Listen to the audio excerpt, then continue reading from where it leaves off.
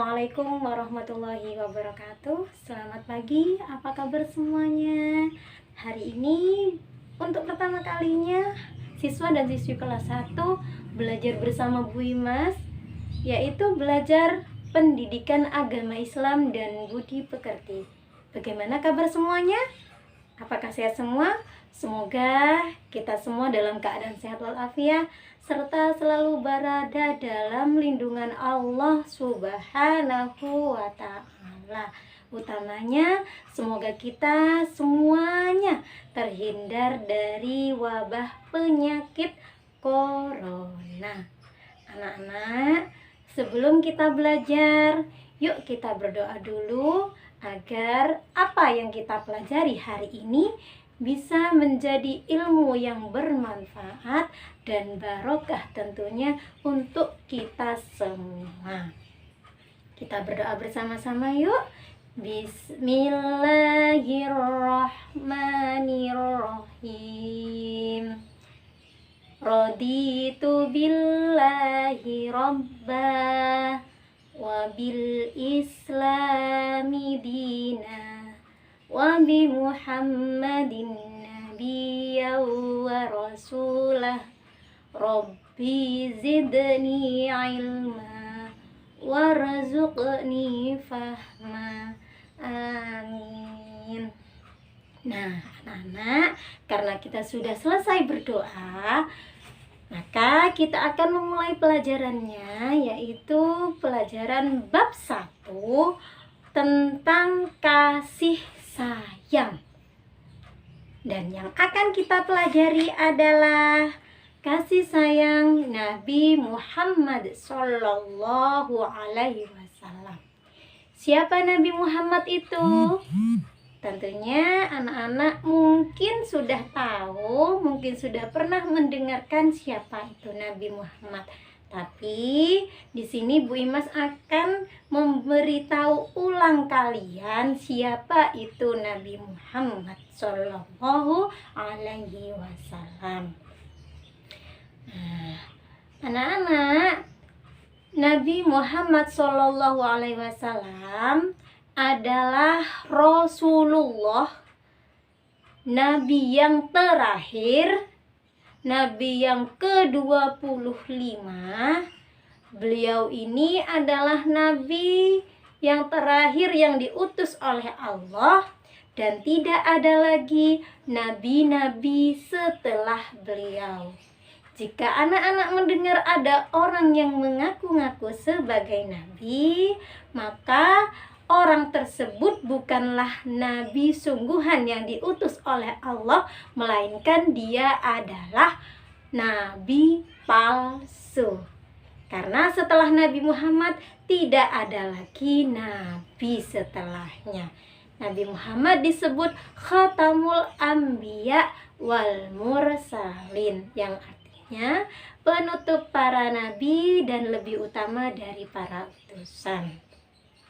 Nabi Muhammad di sini oleh Allah diangkat menjadi nabi ketika beliau berumur 40 tahun. Ketika itu beliau berdiam diri di sebuah goa yang namanya Goa Hira. Nah, ketika beliau di sana, Allah mengutus malaikat Jibril turun ke bumi membawakan wahyu Allah untuk diberikan kepada Nabi Muhammad, yaitu berupa surat Al-Alaq ayat 1 sampai dengan 5. Nah, di sini Nabi Muhammad diajarkan oleh malaikat Jibril tentang membaca dan menulis. Karena pada waktu itu Nabi Muhammad tidak bisa baca dan tulis. Makanya Allah menurunkan surah Al-Alaq ayat 1 sampai 5 yang berisikan tentang membaca. Iqra bismi rabbikal ladzi khalaq. Nah, ayat pertama seperti itu. Katanya Allah, bacalah dengan menyebut nama Allah, Sang Maha Pencipta. Kata Nabi Muhammad, bagaimana aku bisa membacanya malaikat Jibril, sedangkan aku tidak pernah belajar membaca ataupun menulis.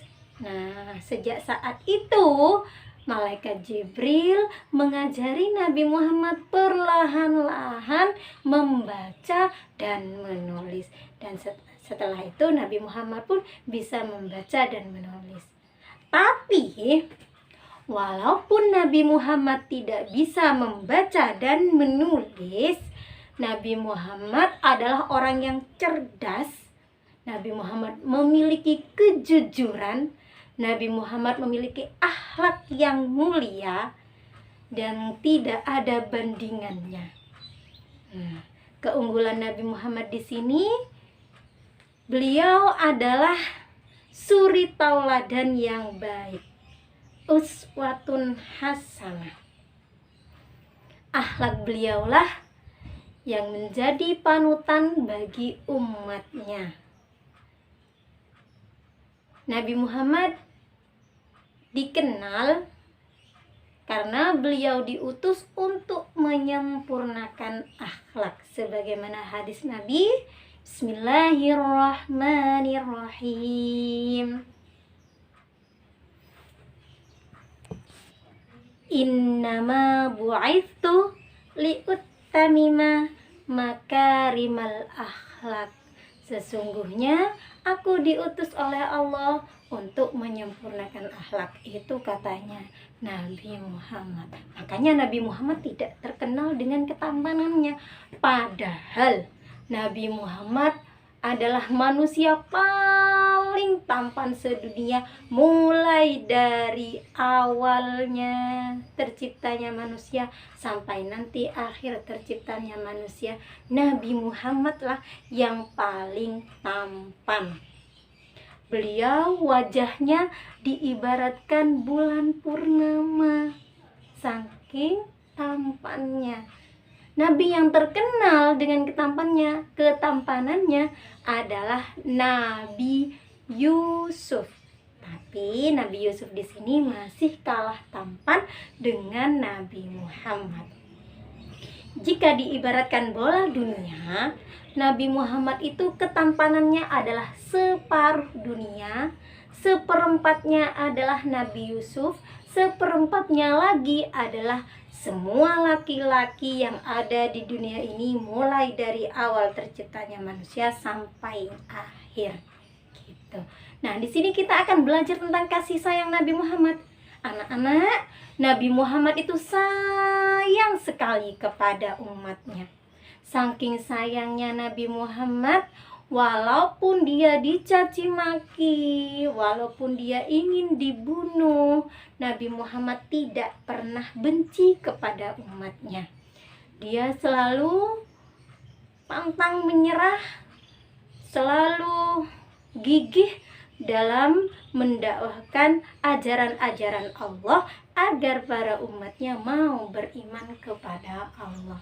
Bahkan sampai akhir hayat pun Nabi Muhammad ketika dinazak oleh Israel, malaikat pencabut nyawa, beliau sebelum menghembuskan nafas terakhirnya, beliau mengatakan, ummati, ummati, ummati.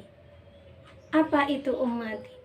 Ummati itu adalah umatku atau pengikutku. Kenapa Nabi Muhammad berkata demikian? Nabi Muhammad khawatir setelah kepergian Nabi Muhammad, para umatnya tidak akan lagi menyembah Allah.